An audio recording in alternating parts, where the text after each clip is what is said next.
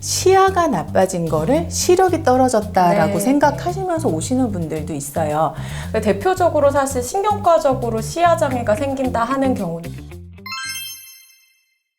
안녕하세요. 저는 세란병원 안과 김주연. 저는 신경과 이은주입니다.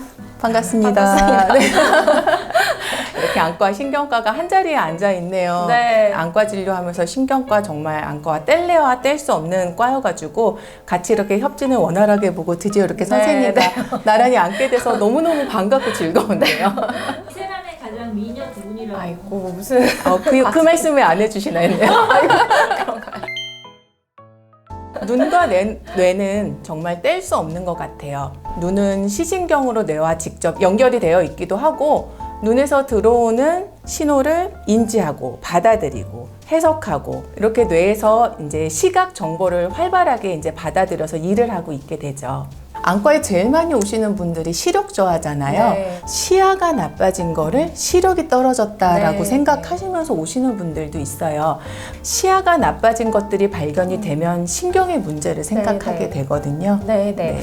대표적으로 사실 신경과적으로 시야 장애가 생긴다 하는 경우는 뇌졸중 같은 것도 이제 우리 고민을 해야 돼요. 아시는 분들도 있겠지만 크게 뇌졸중이라는 건 뇌경색 또 뇌출혈 이렇게 볼 수 있는데 후두 부위에 어떤 병변이 생겼을 때 갑작스럽게 증상이 생긴다면 1번 우리가 의심할 것은 뇌경색이나 뇌출혈일 거고 서서히 증상이 또 악화돼서 오시면 오히려 더 신경과보다는 안과를 가시는 경우들이 많은데 뇌종양이라든지 이런 것들이 숨겨져 있다가 발견되시는 경우들도 그런 증상일 때 꽤 우리가 확인해 볼 수 있습니다.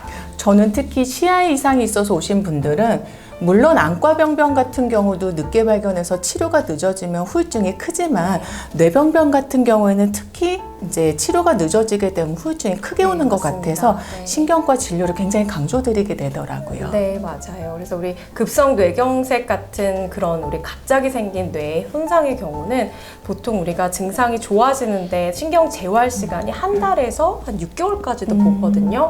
근데 그 시기를 놓치면 사실 그 이후부터는 좋아질 여지가 굉장히 적어요. 그래서 저 그 네. 기사도 봤어요. 그 선우용녀 씨인가 이렇게 김경란 아나운서랑 앉아서 방송을 하고 있는데 김경란 아나운서가 이렇게 말을 좀 동문서답 네. 하시고 대답을 어눌하게 하셔서 이거 문제가 있다 하셔서 얘기를 해서 얼른 병원에 네. 모시고 가가지고 후유증 크게 없이 네, 치료받으셨다고 네, 들었거든요. 네, 증상이 생겼을 당시에 이게 안과 질환인가 고민하던 차에 신경과도 조금 한 번쯤 같이 고민을 해주시면 제일 좋을 것 같습니다. 저희가 보통 대학병원에는 모든 과가 다 있어서 굉장히 우리가 조금 환자를 보다가 이 부분이 궁금하거나 내가 조금 막히는 부분이 있거나 그런 경우에는 타과의 협진이 굉장히 원활하지만 그쵸.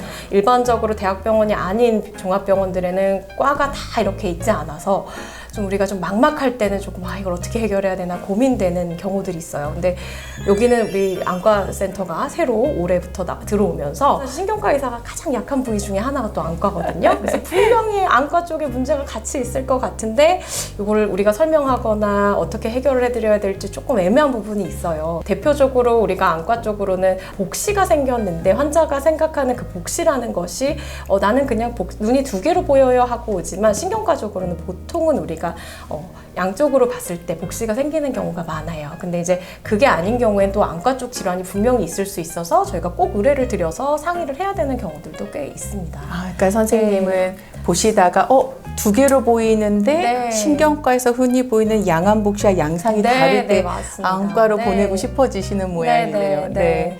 그러면 선생님 혹시 안과로 보내고 싶을 때 혹시 또 없으셨어요? 그러니까 이제 저희과 환자들은 대부분 뇌혈관 위험인자를 다 가지고 있는 노인 환자들이세요. 뇌졸중이 있었는데 기저질환을 검사해보니 당뇨가 발견이 된다거나 기저에 워낙 당뇨는 오래 앓고 있었지만 합병증에 대한 검사를 안 하고 계셨던 분들이 있어요. 근데 약간 잘 안 보인다라는 걸 좀 호소하시는데 당뇨가 좀 오래됐고 조절이 안 되고 있던 분들이 있고 그리고 저희과적으로 당뇨 합병증은 사실 신경병증이라는 그런 문제가 생기는 경우도 있거든요. 그래서 그런 분들은 사실 그런 신경병증의 문제만 있을 게 아니고 대부분 망막병증이나 눈의 문제도 같이 합병증으로 갖고 계시는 분들이 많아서 본인은 딱히 그걸 호소하지 않으셔도 제가 일단 그럴 때는 한 번쯤은 안과 진료 보시는 게 어떻겠냐라고 권하기도 합니다. 굉장히 중요한 얘기 해주신 것 같아요. 왜냐하면 당뇨라고 하는 병이 진짜 무서운 게 당 관리가 잘 돼도 앓는 기간이 길수록 합병증이 발생하고 많은 그런 고약한 질환이다 보니까 사실 저도 환자분들한테 당 조절이 잘 돼도 병원에 오셔야 됩니다. 증상 변화가 없어도 변화가 오고 있습니다. 당 관리가 안 되면 빨리 오셔야 됩니다. 이런 것들을 강조를 드리고 있거든요.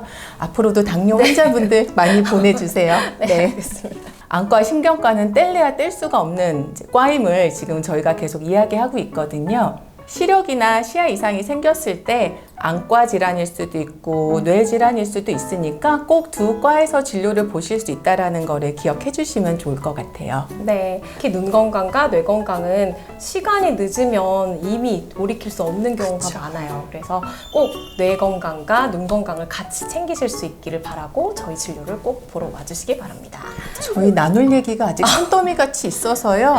저희 또 다음 얘기는 2탄에서 계속 해보도록 하겠습니다. 구독, 좋아요 꼭.